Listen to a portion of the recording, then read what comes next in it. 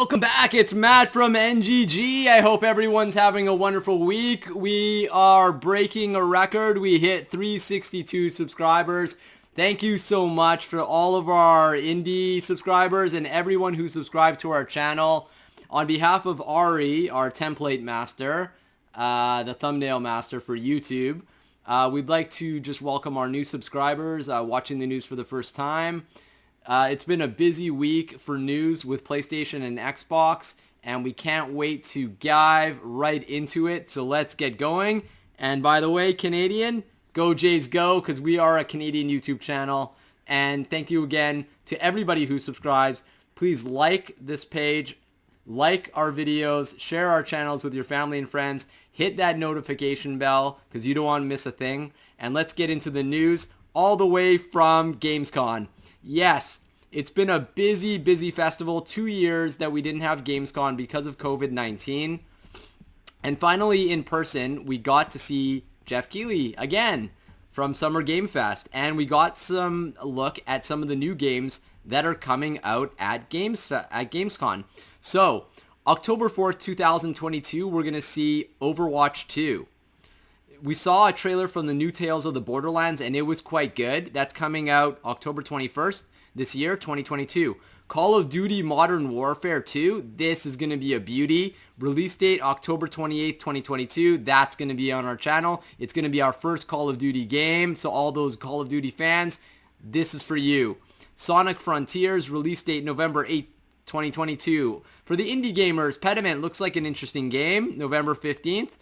Dropping 2022. The Callisto Protocol, definitely a game that we're going to be playing. It's horrific and it's going to be fun, and it's going to put us on the edge of our seats for some time during that game for sure. That's launching December 2nd, 2022. High on Life, the creators of Rick and Morty. This looks like a really fun, engaging game. A lot of bright colors, talking guns. How can you go wrong? It's free on Game Pass. We're definitely going to play it. That's release is December 13th, 2022.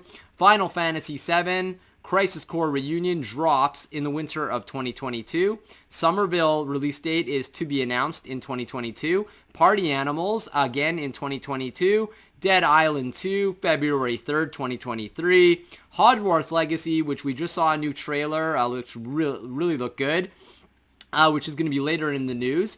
To end us off, launched a new trailer today, and it is coming out February 10th, 2023. Can't wait for that one. Marvel Midnight Suns, another really good game coming out in 2023. Moving Out 2. And Lord of the Rings Gollum, again announced free on Game Pass. We may play this one too. That's 2022, 2023, we're not sure. And finally, The Vampire the Masquerade Bloodlines 2 to be announced. That looks like a really scary one. Now, at the actual Gamescom, because PlayStation was not there, they pulled out. I'm not sure why. They announced the new controller from Sony. Now, Sony detailed PS5 DualSense Edge controller was announced by Jeff Keighley, which features on PlayStation.com. This thing looks like a beauty. Excellent craftsmanship. Big shout out to Sony. Way to go. Sony Interactive Entertainment has gone live with a dedicated PlayStation.com page for the PS5 DualSense Edge controller. The Dual Edge controller was announced during Gamescom opening night live and is an updated version of the iconic PS5 pad that allows users to customize their gaming experience. The website page goes into more detail of the controller and what to expect. One great feature that I can say that I like, there's 3 types of changeable stick caps to ensure comfort and stability, as well as adjustable trigger lengths, which I think is cool, letting you manually set the travel distance of your left and right triggers. So way to go, Sony. We're probably going to be seeing a competitive Xbox Elite controller also, so they can go head-to-head against each other. And this is an awesome controller for the competitive gamer. Now, a game that I'm going to be picking up tomorrow that we've been waiting for a long time for is The Last of Us Part 1. Now, some interesting news coming out from The Last of Us 1. Notably, the graphics have been increased because we've seen some YouTube play already with YouTubers like the Brad Rad, who I follow. Big shout out to you, man. The Last of Us Part 1 devs explain how combat has evolved in the PS5 remake. So Naughty Dog has taken to the PlayStation blog to discuss how the team have improved combat in The Last of Us Part 1 on PS5, which benefits from the added horsepower of Sony's new console to greatly involve the experience in comparison to the old game. The game's lead programmer, Josh Bolomikin, commented, a lot of changes in the combat system could broadly be described as taking something that we had to hack together. In the original, there are sequences in the original game that are pre-scripted that just play out in a very particular way. Coming into The Last of Us Part 1, we took these combat encounters and applied for AI engine and tools and took Sweet to them for real. We have more dynamic encounters than paired search, new investigation behaviors, topographical analysis and pathfinding, and probing for visibility. So things like sneaking and ambush will not work in more situations. So each situation is going to be different when you fight in combat. It's not going to be the same. Again, that's cool. We did not see that in Last of Us Part 2. And there's a better buddy system in this one. How they can work with you too is what we've seen. These ultimately make the game more interesting for players. It doesn't play out the same time every time. You can put yourself into new and exciting situations and maybe even Naughty Dog can account for. So we're looking forward to this one. It's going to be, launching probably in about a couple weeks. We've been trying our best to launch Last of Us Part 2 on the channel, so bear with us as we launch Part 1 as well. Now, another game that we've been talking about that we've been waiting for is God of War Ragnarock. We're finally going to see a Sony State of Play sometime in the next 2 weeks, but the God of War Ragnarock combat has been changed, which adds weapon signature moves, new shield abilities. So God of War Ragnarock developer Sony Santa Monica Studio, a wonderful studio. Big shout out to you, Santa Monica. Way to go. We love your games. Has shared new details on the game's combat, specifically the addition of weapon signature moves to fresh out Kratos' limbistic shenanigans in battle. Speaking with Game Informer Mir Shir and Danny Yee, lead combat designers on God of War Ragnarok, has the following to say about the new feature. So we know this from playing it last time and on our channel with the triangle button, and that's what they're talking about. In the last game, if you press triangle, you recalled the axe, but if you already had the axe, nothing happened. And if the Blades of Chaos are pressed triangle, then you just want to back to the axe, which happened. We look at the concept and wondered, what could we do something a little bit different with that button, a whole new suite of moves. Weapon signature moves allow Kratos to infuse each weapon with extra mental power, such as ice and fire, for example. The Leviathan axe can be powered with Frost Awakens, and Blades of Chaos can be adopted with the Whiplash ability. That's cool. Meanwhile, shields have also been tailored so that they can function differently. As example is in the Dauntless shield, which is tailored towards high-skilled players. Pairing at the last minute will cause it to glow red, which means players can then develop a smash attack to enemies and then stun them. God of War Ragnarok is penciled in for release on November 9th, 2022 for PS5 and PS4, and that source was the Game Informer. Now, a new game that's also showing its head is Assassin's Creed, a new one, Assassin's Creed Mirage. The 40 Thieves Imagine reportedly leaked from Ubisoft store.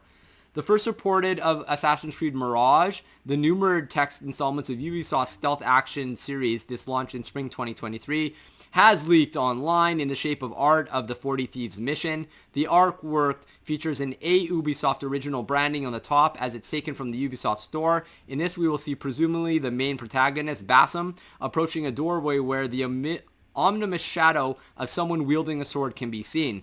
The 40 Thieves, of course, a popular tale of the Arabic folklore, has been based on the story of Ali Baba and the 40 Thieves.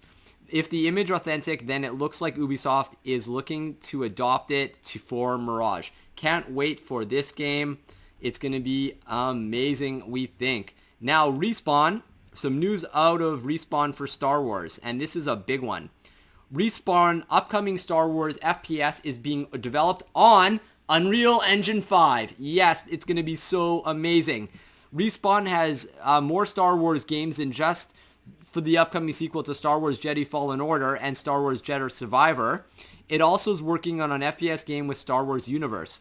The 3 Star Wars titles we know are currently in the works, but regarding this new FPS title, as we know much, but we didn't know much being developed on Unreal Engine 5.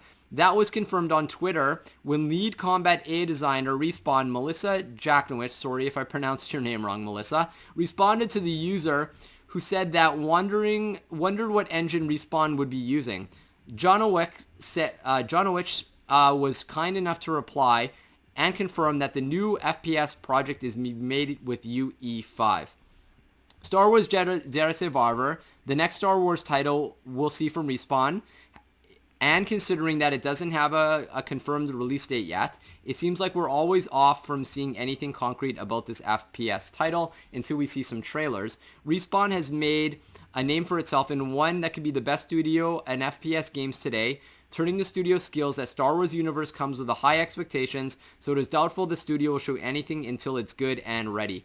Still, it doesn't help that throughout the game could be one of the best shooters in the icon history of Star Wars video games, which is a very exciting thought. And kudos to you, Respawn. Let's see a great game. Now, another delay from James Bond. IO Interactive is an upcoming 007 game, may not be ready until 2025. When the news broke that IO Interactive, the studio responsible for some of the best stealth games in the game industry with the most reliant reboot of Hitman, will be taking on James Bond project, it sounded like putting peanut butter and chocolate together. That's right, Reese Peanut Butter Cup. I know what you're thinking, everybody. You're right. It just fits, right? But what is still, of course, the case, it seems that we're going to be waiting quite a while until we see anything about this game, unfortunately. Spotted on by Twitter, IO Interactive Resource Financial Reports point a cautious view of the future, one that expects revenue in decline due to long production ahead, the report read. So, yeah, we'll see it when it comes, I guess, 007. Now, some big news out of the Embrace Group. They actually bought Square Enix and Eidos Montreal, so that's going to be our games like Tomb Raider and Guardians of the Galaxy. But good news out of the Embracer Group. Embracer Group reportedly wants to keep making Marvel games. Yes, they do. According to a new report, Embracer Group would like to keep the collaboration its newly acquired studios hit with Marvel going. This means continued support for Marvel Avengers, of course, along with the new titles come sometime in the future. So the tweet from Miller said, I suspect Avengers will live, and that will be announced with the Embracer Marvel deal closes. Brass tracks, the Crystal Dynamics acquisition has now officially happened. So they bought Crystal Dynamics as well. That's Tomb Raider. And I'm hearing work continues for Avengers relatively untapped. This can be changed, but that's where we stand. This shouldn't really be a surprise to anyone because who wouldn't, when the Embracer's shoes, despite a poor launch, Marvel's Avengers managed to find a player base that does consistently stay with the game. It might not be this kind of rumors Crystal Dynamics was hoping for, but we'll see time to time again how consistent supports from its developer can turn things around. There's also in the fact that Eidos Montreal was working on Marvel Guardians of the Galaxy means that fans would be ecstatic to hear that the team is returning to anything Marvel related. Embracer Group has an opportunity for these studios to tap into one of the best franchises in the world today, and it would be almost ingrainously impossible to throw that away. And I agree with that. We want to see more Tomb Raider games. We want to see more Marvel games. And Embracer Group, you're doing a good job. Support these studios financially, and let's see more games. Now, the last news that we have, which I mentioned, was the Hogwarts new trailer takes you to the House of Common Rooms tours for all houses, and it looked pretty good. It's in 4K on YouTube, and it's going to be on all our sources in the YouTube links. Despite Hogwarts Legacy having recently been pushed back into next year, we're still seeing quite a lot about the game ahead of it still months away. The latest example comes in the form of 4 short videos, each taking on a tour of the common rooms of all the 4 houses, and I'm going to try to pronounce these right. We have Gryffindor, Ravenclaw, Hufflepuff, and Slytherin. That's a great one, Hufflepuff. None of them are very long, but they all show off a common theme and the details the Avalanche software has put into each space. You will also get to see what each like is time you'll enter the common rooms and the doors which guard them. Each room also looks like there's plenty of objects that players can interact with, adding much of a possible to each scene. Although it's unclear if the common rooms will also play 2 mini games, and also elements of the game like they did in Harry Potter games of old, playing wizard's chess in the common rooms, which would be cool. You can check out the tour of the Hufflepuff common room for yourself here, and that's in the link. thank you so much on behalf of Aria, myself, again to our subscribers. We'd be nothing without you and everything with you. This has been the news. Please subscribe to this channel. Please like our page, hit that notification bell. And all I say at the end of every news, game on!